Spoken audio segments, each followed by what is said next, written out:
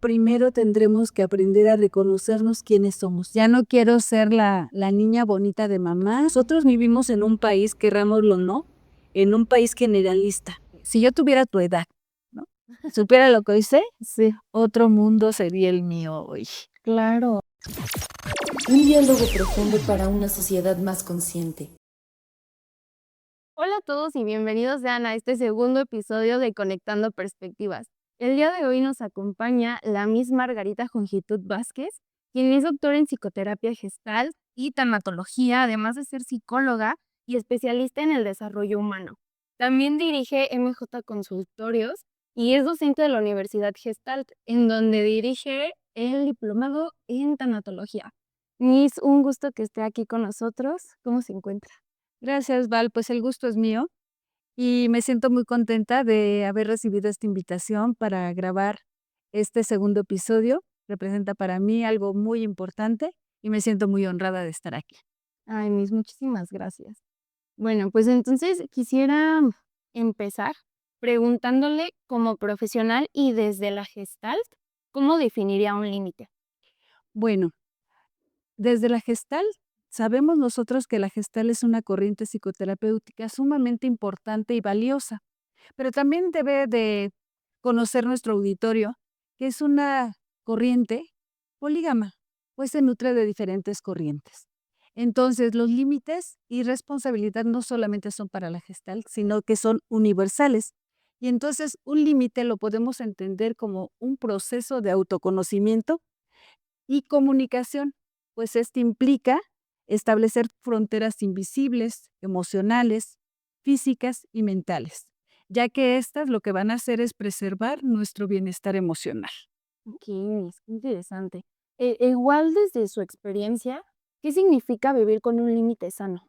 Bueno, vivir con un límite sano siempre va a ser lo más importante, pues ello va a implicar tener una comunicación clara, respetuosa, y eso va a ayudar a que nuestra capacidad de comunicar desde el yo, nuestras necesidades personales y particulares, puede darnos un equilibrio emocional sumamente valioso para nuestro bienestar. Ok. Ahora, em, cuando somos infantes, sabemos que de repente esto influye demasiado como en lo que somos, ¿no? Actualmente hablando. Entonces, ¿hay ciertas experiencias que influyen?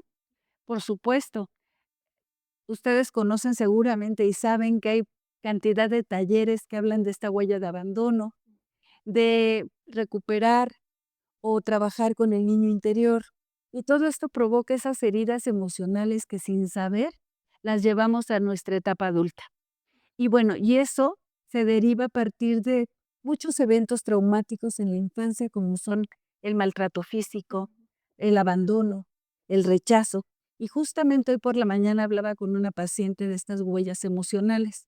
Y justo ella descubría que efectivamente ella, al sentirse rechazada y al sentirse poco atendida, buscaba que sus padres se dieran cuenta que ella existía a través de ser la niña bien portada, la niña que no hablaba, la niña que se quedaba callada. Entonces, estas huellas infantiles nos dejan un gran problema y que lo podemos ver a nuestra edad adulta.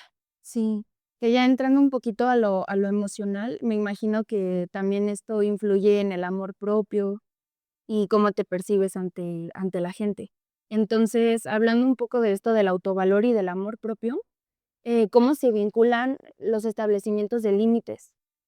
Pues mira, digo, yo creo que lo primero es que cada uno reconozcamos, como dice la gestal, darnos cuenta y hacer conciencia, para entonces desde ahí poder establecer los límites saludables. Entonces, fíjate que los límites saludables van a actuar siempre como un escudo protector. Nos van a proteger de cómo nos traten los demás. Y esto va a permitir que tengamos una mejor autoestima, porque fíjense que usualmente cuando llegan a consulta, las personas, muchas de ellas llegan con una autoestima muy devaluada, muy deteriorada. Entonces, establecer límites no es egoísmo, es hablar desde primera persona y desde el yo y no echar la culpa y la responsabilidad hacia afuera. Sí, por supuesto. Oye, le dio en el clavo porque justamente le quería preguntar al respecto de cómo reconoces y cómo aceptas un límite. Primero teniendo un una seguridad en nosotros mismos, y como yo les digo a los pacientes muchas veces, primero tendremos que aprender a reconocernos quiénes somos. Dice Anthony de Melo, un autor, muy interesante jesuita, él habla de esta autoliberación interior.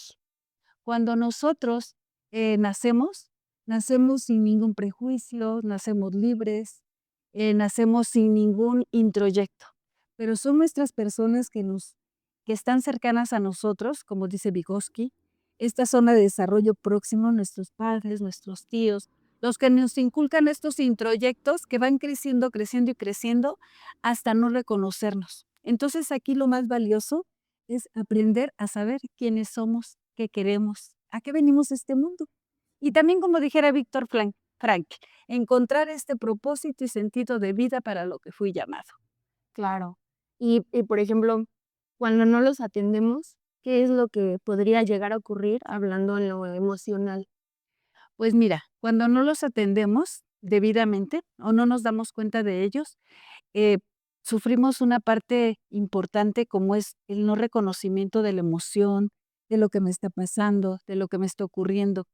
Y fíjate que cuando nosotros no atendemos esta parte emocional, al no establecer límites claros, lo que hacemos es vivir lo que otras personas nos dicen que vivamos. Entonces, somos seres como sujetos al medio ambiente. Y bueno, esto de alguna manera también es natural. Es natural porque somos personas en relación con el mundo. No somos seres aislados, somos seres que tenemos esta gran necesidad de convivir. Y entonces, a través de esa convivencia, tomamos modelos que no nos corresponden. Entonces, de ahí la importancia nuevamente reiterada, a aprender a reconocer quiénes somos.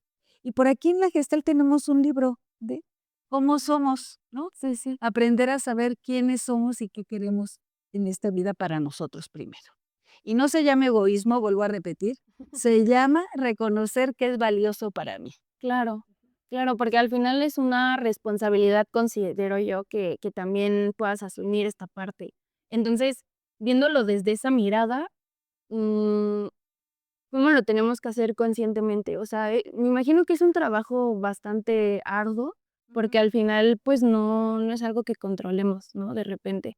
Y por eso digo que debemos de ser muy responsables en la forma en la que lo llevamos, pero, ¿usted cómo lo considera? Pues mira, una manera de reconocerlo es cuando sentimos cierto malestar emocional y físico, como resentimiento, como enojo permanente.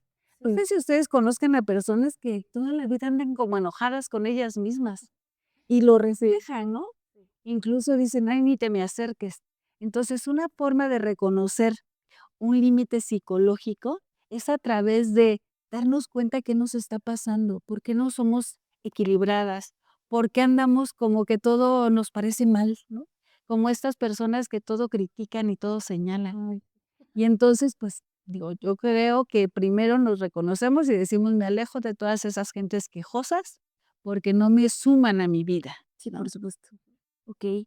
Y, por ejemplo, ¿cómo también podemos dejar de culpar? Además de reconocer, también muchas veces ocurre eso, ¿cierto? Que existen muchas culpas, no sé, hacia tu familia, hacia tu niñez, lo que te brindaron y tal, pero desde esa mirada, ¿cómo podemos dejar de culpar y ser responsables?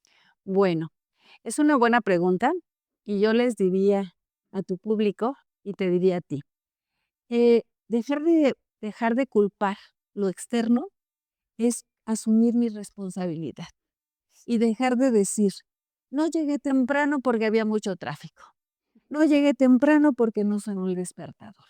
Eso es ser proyectivo, Claro. echar culpa hacia afuera, todo el medio ambiente, todo lo que pasa. Es que mis papás no me educaron bien. Entonces, eso es no asumir mi responsabilidad y entonces eso juega en contra mía, no en contra del otro, juega en contra mía porque entonces no asumo lo que yo quiero ni lo que yo necesito. Y dentro de ello, ¿qué papel juega la conciencia personal? la conciencia personal valiosísimo, solamente que fíjate que es difícil, es difícil cuando las personas no están preparadas a hacer conciencia, Sí, porque pareciera fácil decir voy a hacer conciencia, pero no, la conciencia es como un iceberg que no lo veo hasta en el momento en que siento que ya me está estorbando mucho, que me está haciendo daño y entonces busco ayuda. sí. Busco ayuda para que me ayuden a reconocer lo que sí quiero y lo que sí necesito. Claro, claro. Y, por ejemplo, ¿cómo ayudamos a que esas evasiones dejen de surgir en este proceso? Pues mira, nosotros no podemos ayudar a nadie si la persona no se quiere ayudar. Sí, bueno, eso sí, Entonces, por yo supuesto. quisiera ayudar a todo el mundo, ¿verdad? Pero Sí, no. claro. Mientras no decida la persona querer ayudarse a sí misma Sí, y ella no se dé cuenta y haga conciencia de que algo le está estorbando, en ese momento podemos ayudarla. claro. Pero la persona en sí es la que necesita pedirle ayuda, Sí. porque nosotros pues no vamos a dar consejos ni andar, a ver, tienes esto, a ver, te ayudo. Claro, no es guardería. Entonces es difícil, Sí, no es fácil, ¿eh?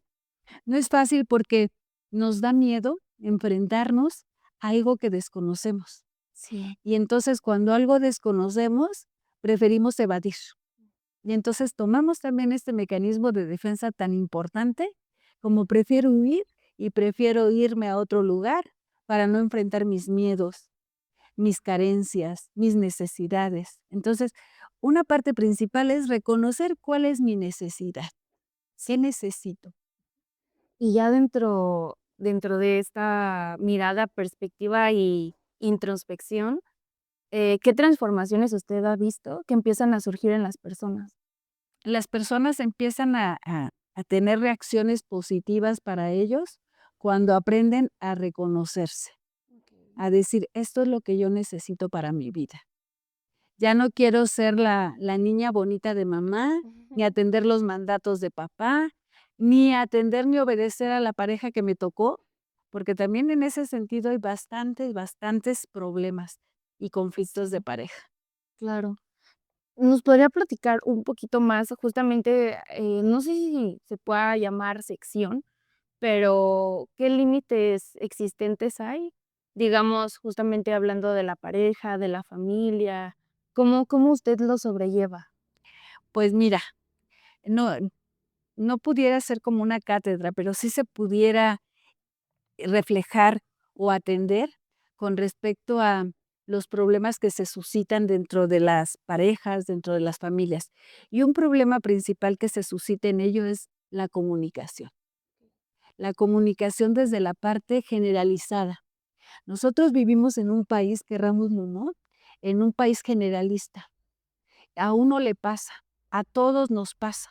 Hicimos, fuimos, pero ¿quiénes fuimos? Digo, tú no fuiste conmigo, y ni el mundo fue conmigo, yo fui sola, yo decidí ir sola. Entonces, una parte vital es la comunicación asertiva, Ya, comunicarnos de forma directa desde el yo, de lo que yo creo, desde lo que yo pienso, desde lo que yo considero y no me dijo, me hizo, me hicieron. No, porque eso no ayuda en mucho y al contrario perjudica. okey, y ahora volviendo un poquito a lo de la responsabilidad, ¿qué cambia en la vida, cuando una persona integra, pues, los límites y justamente la responsabilidad personal? Pues mira, fíjate que este es un tema sumamente valioso, a mí me parece interesante, porque cuando nosotros tenemos esta mirada consciente, entonces podemos asumir la responsabilidad como seres humanos. Recordemos que cada persona es única, irrepetible, autónoma e independiente. Entonces, esto significa que la persona tiene una gran necesidad o obligación de reconocer que somos los dueños de cómo reaccionamos y somos dueños de lo que pensamos. Entonces, una forma de manejar estas emociones es hacer autoconciencia y aceptar que lo que hago viene de mí, no viene de afuera. Ujú. También dejar de culpar al otro, Sí, porque usualmente yo conozco muchas familias que llegan a consulta demasiado proyectivas. Se la pasan culpando al hijo, culpando a la esposa, culpando a la tía. Entonces, cuando yo dejo de culpar a los otros, asumo mi responsabilidad y también es necesario que hagamos una gestión consciente de lo que decimos, de lo que hacemos y de lo que somos, porque somos seres holísticos y como tales somos seres completos. Y yo me he dado cuenta a través de esta historia de vida que tengo, que las personas hacemos, decimos, actuamos y pensamos totalmente diferente. Entonces, imagínense ustedes qué gran trabajo, cerebralmente hablando, Sí. hace una persona. Y aunque sean fracciones de segundos, no actuamos como somos. Y entonces, ese es una gran dicotomía, porque entonces vamos por un lado y por otro. Entonces, tenemos que entender la importancia de gestionar nuestra forma de ser y actuar de una manera. Yo les digo a mis alumnos y les digo a mis pacientes, fíjense que está bien como actuemos, solamente démonos cuenta para qué lo hacemos. Sí, Porque usar los mecanismos de defensa es maravilloso, pero solamente decidir en qué momento lo hago y en qué momento no es sano para mí, desensibilizarme o dejar de proyectar o dejar de deflectar. Entonces solamente es eso, porque los mecanismos o los bloqueos, como los llamamos en la Gestalt, son sumamente valiosos, pero no son malos ni buenos. Solamente es darnos cuenta cuándo y para qué los usamos. por supuesto. Y, por ejemplo, ahorita que mencionó esta parte de la culpa y de reconocer, además de las proyecciones, Ujú. em, a lo largo de su carrera profesional, ¿qué consejos les ha dado para que esto deje de doler? Mira, dejar de culpar implica sustituir el juicio paralizante, ¿no? Somos seres que siempre enjuiciamos y tenemos estas creencias que nos limitan. Sí. Entonces, hay que transformar la culpa en responsabilidad como primer punto. Cámbiale es mi culpa por qué puedo hacer para solucionar esto, ¿no? Ya. Este, aceptar el dolor sin represión. Hoy me está doliendo, no tengo que fingir que no me duele. Ser auténtico, porque la autenticidad es sumamente valioso en este tema de los límites y la responsabilidad. También es necesario que nosotros tratemos de reconocer e identificar nuestras conductas, no el ser, ¿no? Vamos a identificar por qué actúo como actúo, para qué lo hago, qué gano con ello. Y sabes, de aquí me desprende una reflexión que hago usualmente en las clases, que el ser humano ha perdido esta capacidad de autocuestionarse. No se pregunta para qué hago lo que hago, qué hago aquí, por qué tengo este trabajo, me gusta, no me gusta, lo disfruto, no lo disfruto. Entonces, cuando yo empiezo a ser reflexiva y empiezo a autocuestionarme, empiezo a encontrar valor en mi vida, equilibrio y bienestar emocional. Y la otra que es, híjole, valiosísima, pide perdón y perdónate, porque a veces de veras que nosotros somos unos tiranos con nosotros mismos. Y entonces no es al que no quiero perdonar, es tú que no te perdonas, ¿no? Claro. Entonces es mejor dejar, soltar y dejar ir, porque fíjense, muchas veces nos envolvemos en estar, es que este no lo perdono, ¿no? Perdono, pero no olvido. ¿Para qué lo sigues guardando? Sí, por Entonces, supuesto. ¿o perdonas o no? Sí, claro. Entonces, hay que cuestionar estas creencias rígidas que tenemos y cambiarlas por el yo, por yo qué quiero, yo qué siento, yo cómo me conduzco frente a este escenario. Entonces, de verdad que parecen cosas como muy, muy simples, pero que tienen un gran efecto en nuestra vida. Claro. Y, por ejemplo, dentro de eso, entra un poco la intuición. Esto también podría como relacionarse y de esta forma, ¿cómo sabemos si estamos en lo correcto con respecto a eso que intuimos? Pues mira, la intuición, digo, la verdad es que es algo maravilloso, pero que no le hacemos caso muchas veces. La intuición es como este Pepe Grillo bueno que me está hablando, pero que a veces no doy cabida y no le hago caso. Y digo, no, mejor por acá. Pero la intuición es algo como si el alma me hablara, como si este Pepe Grillo inconsciente quisiera salir, y espérate, ¿no? Como esta abejita que me está hablando por aquí y me está zumbando y no le quiero hacer caso. Y fíjense que la vida siempre nos ofrece grandes oportunidades. Nos ofrece puertas que se abren, pero que no las vemos porque vamos en la línea recta. y no observamos todo el camino que tenemos para disfrutar, para gestionar, para hacer. Entonces, es necesario como ser conscientes de nuestra vida.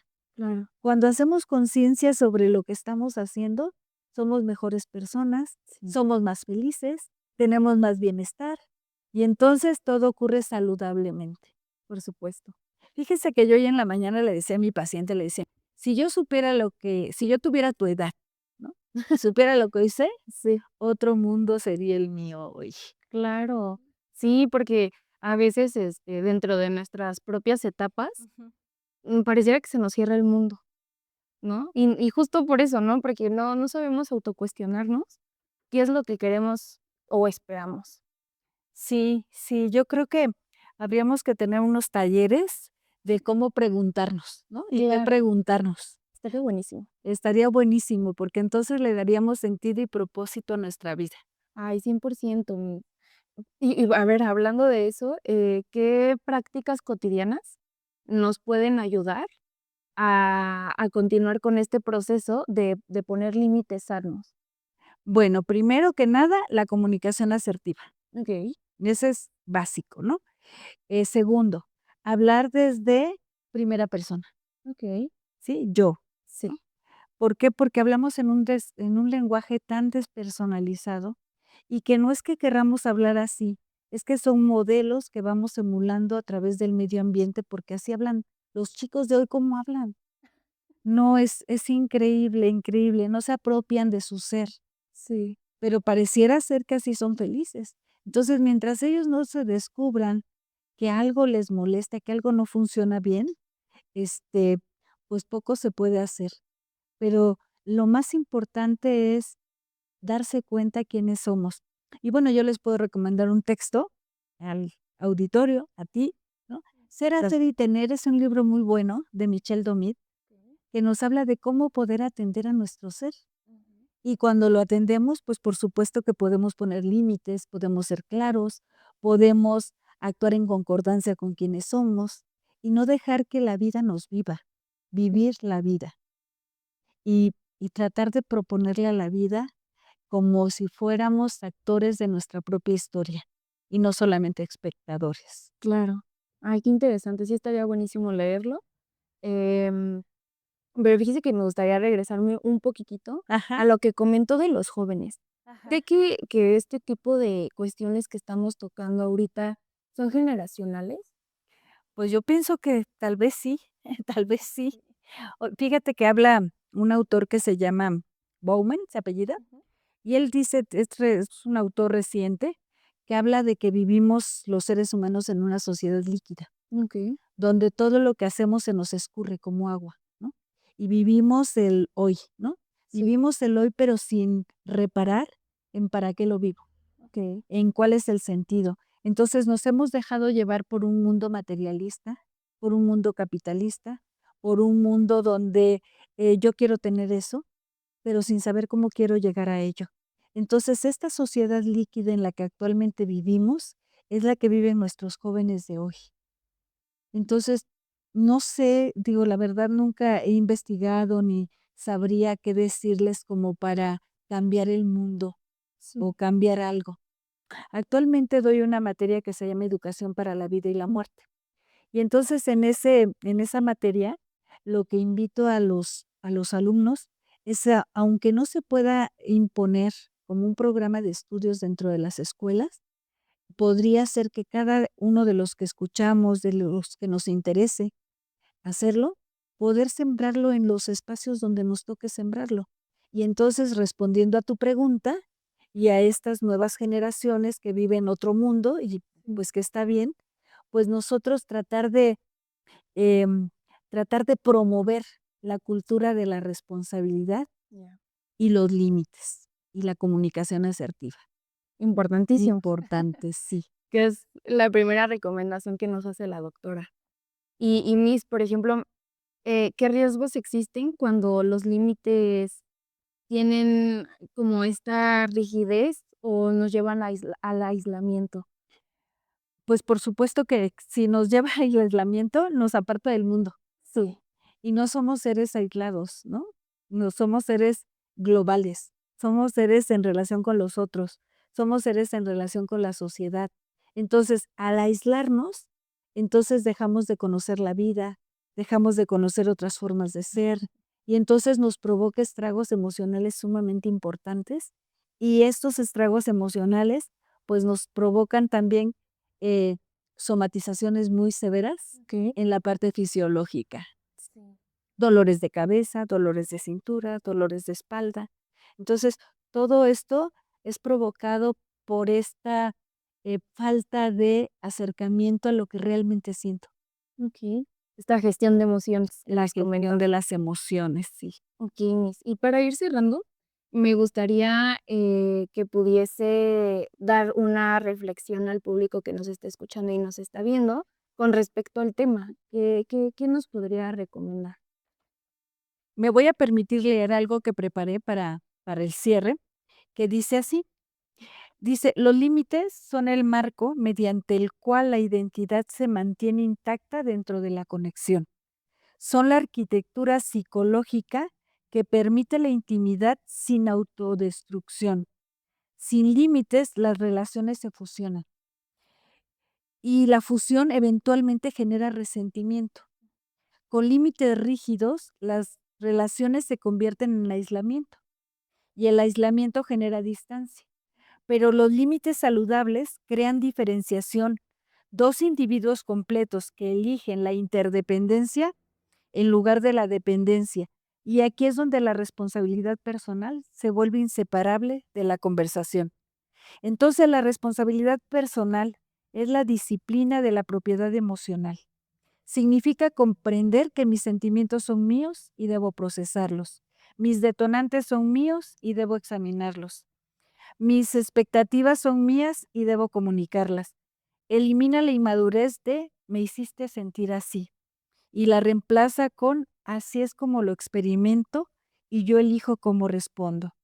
Cuando los límites y la responsabilidad coexisten entre sí, las relaciones se enriquecen, la comunicación se vuelve clara, el conflicto se vuelve destructivo, el respeto se vuelve activo en lugar de asumirlo. Y en resumen, los límites son la puerta que nos protege, que protege nuestra autonomía y permite decidir qué o a quién dejamos pasar en nuestra vida, basándonos en la responsabilidad propia y el respeto ajeno. Ay, muchísimas gracias, Miss, de verdad. Creo que es muy valioso, lo que nos acabas de leer y además también, todo lo que nos compartió durante este podcast.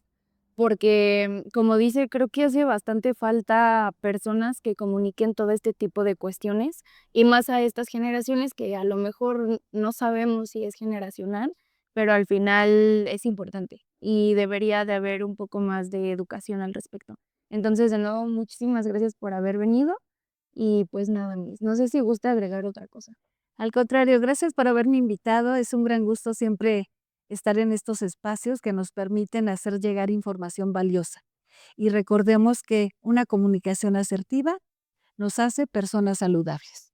Por supuesto. Gracias a ustedes que nos estuvieron viendo y también escuchando. Síganse conectando y checando todas nuestras redes sociales porque vamos a traer más invitados, no nada más de la institución, sino también personas de afuera que son sumamente valiosas, como la doctora Margarita. Entonces síganos en todas nuestras redes sociales. Conectando perspectivas.